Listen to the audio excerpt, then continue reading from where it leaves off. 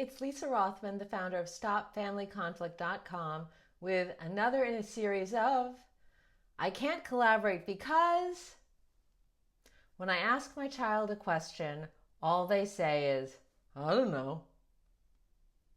I want to share with you the 3 most common reasons that this happens and how to address each of them so that you could actually move forward with a conversation so that you actually could collaborate. Okay, the first most common reason that I see when a child says, I don't know, is because they really don't know. And frequently, I see this because they have been on the receiving end of so many power over decisions, and the parent has been making so many decisions for them and just saying, this is how it is, do this, do that, that they don't have muscles to be able to check in with themselves about what is actually going on for them. So they genuinely don't know. And I find this happens a lot around conversations around screen time, because even in collaborative families, screen time tends to be a place where the collaboration is not happening. And so the child hasn't been able to check in with themselves to actually know how they feel about it. So they get a lot of I don't know. You get a lot of I don't know.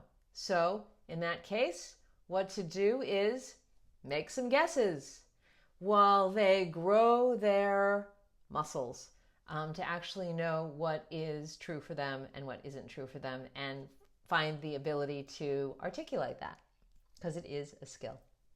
Okay, the second reason that a child says I don't know is that it's actually not I don't know.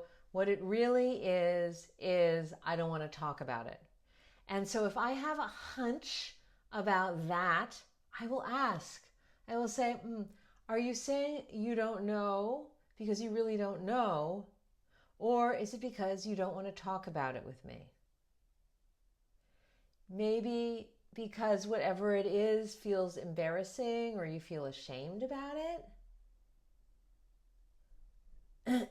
So this has happened with my own kids around some sensitive issues that I am not going into, certainly. But what I was worried. You can imagine I was worried, right? My child, something is so upsetting. They feel so embarrassed, ashamed about it, that it's not that they don't know what's the matter.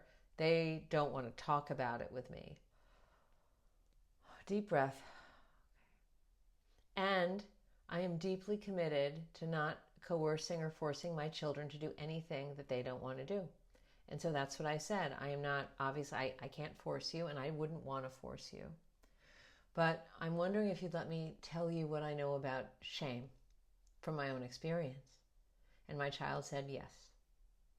And I said, what I know is that shame thrives in isolation, and it dissipates in connection. And I understand you do not want to tell me about what is happening for you. But it would give me peace of mind to know, are you able to tell anybody about it and have a sense of being received and heard? And my child said, yes, I can talk to someone else about it. And I have been. And I said, I am relieved to hear that.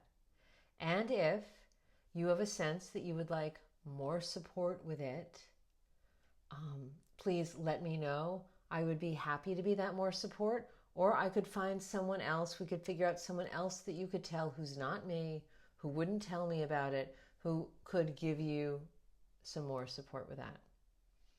And I let it go. And 8 hours later, he told me what was going on. And he said that the reason he did was that he realized that while he had someone to talk to, that person was his age. And he realized he wanted support from someone who had a few more miles on their car. Okay. Now, the third reason that I find kids say, I don't know, is they do know, but they don't have a sense that they're going to be listened to. And so why bother telling their parent what's really going on, because the parent isn't going to listen or care. So I don't know helps them in some ways maintain their like dignity about that, because why set themselves up to not be listened to and not be cared for again?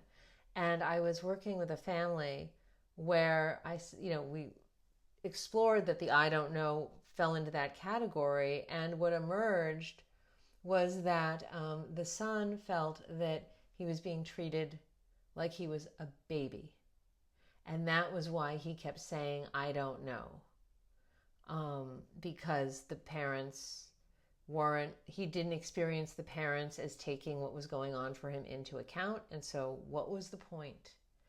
And so each session I would check in and I would say, and his parents were concerned about this, and they were like, we do not want to be treating you like a baby. And so they tried to bring their awareness to that. And each session I would check in with him, and I'd say, so have you been feeling like you're being treated like a baby? And over the course of a few weeks, it changed.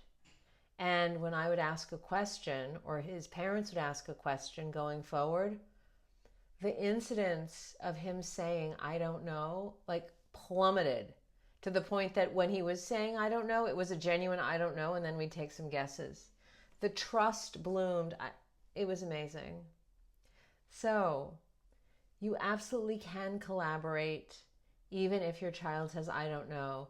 There are so many things to try after that. And it is an indication of where the challenge is if your child is saying, I don't know. And I believe it is a signal that pursuing collaboration is even more important and something to commit to. And if you would like support with that, I invite you to attend one of the upcoming conflict repair cafes that I have, and information about that is in the description to this video. If you enjoy this, please hit the likes, ring the bell, share it with friends, and may we all have a wonderful sense of deep knowing until we have a chance to connect again. All right. Bye for now.